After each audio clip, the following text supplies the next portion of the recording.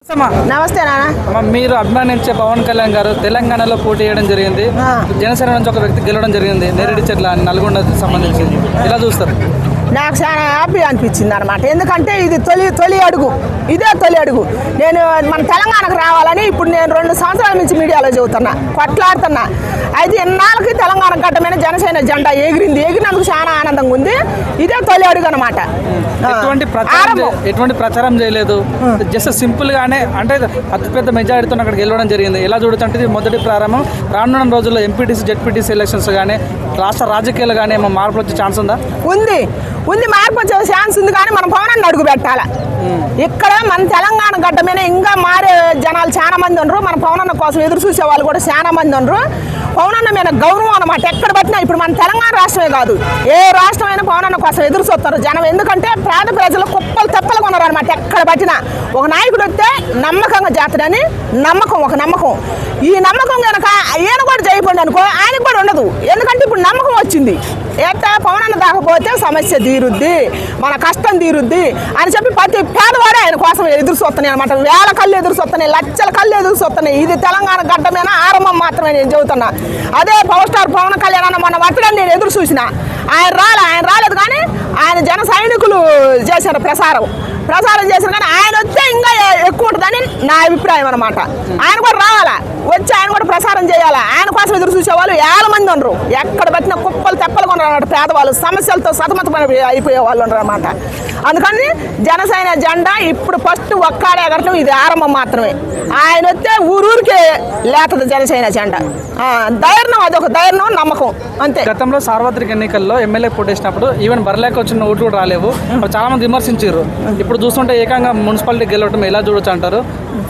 ఎలా చూడొచ్చు అంటే నమ్మకం. అది పవర్ స్టార్ పవన్ కళ్యాణ్ మీద నమ్మకం అనమాట. అది జనసేన జెండా మీద నమ్మకం. అది రోజుకి చెప్పుదుగా జన సైనికులు కూలీలు జెండా మోసే వాళ్ళు అది దాన్ని నోరు బారేసుకుంది కదా.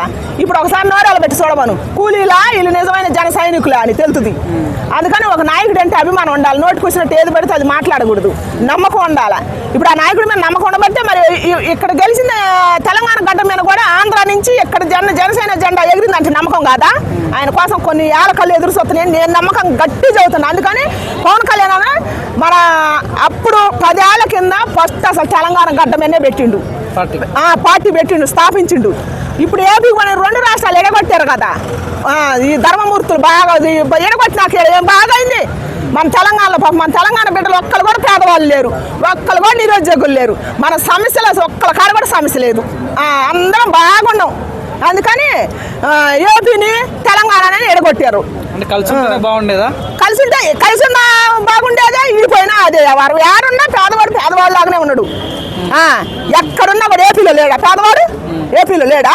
ఇప్పుడు తెలంగాణలో ఉండు, ఏపీలో ఉండు, ఎక్కడున్నాడు అక్కడే ఉన్నాడు. కాకపోతే అది మనం చూసుకోవటం లేదు.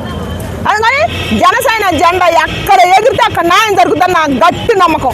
తెలంగాణలో కొంతమంది అగ్ర రాజకీయ నాయకులు పవన్ కళ్యాణ్ గురించి అంటారు. పవన్ కళ్యాణ్కి తెలంగాణకి ఏం సంబంధం ఏంది అని చాలా మంది ప్రశ్నిస్తారు. మీరేం చెప్తారు? పవన్ కళ్యాణ్కి తెలంగాణకి సంబంధం లేదా? ఎందుకు లేదు సంబంధం? నా తెలియకడితే ఇప్పుడు మన భారత భూమి అంతా మన భారతదేశం ఒకటి కాదా? ఇప్పుడు మన సోల్జర్కి ఉందా మరి అక్కడ?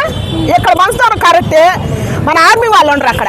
ఈ రోజు వాళ్ళది ఏదో ఆర్మీ వాళ్ళది పాపం ఈరులో అయిన రోజు అంట.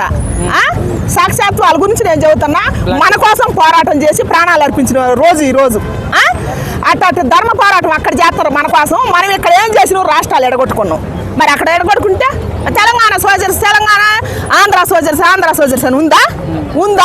లేదు కదా. మరి ఇక్కడ ఎందుకు ఉంది? రాష్ట్రాలు ఎడగొట్టారు. మరి ఆకాశాన్ని కూడా ఎడగొట్టమను, గాలిని కూడా ఎడగొట్టమను, ఈ మేధావుల్ని, ఈ భూమిని కూడా ఎడగొట్టమను.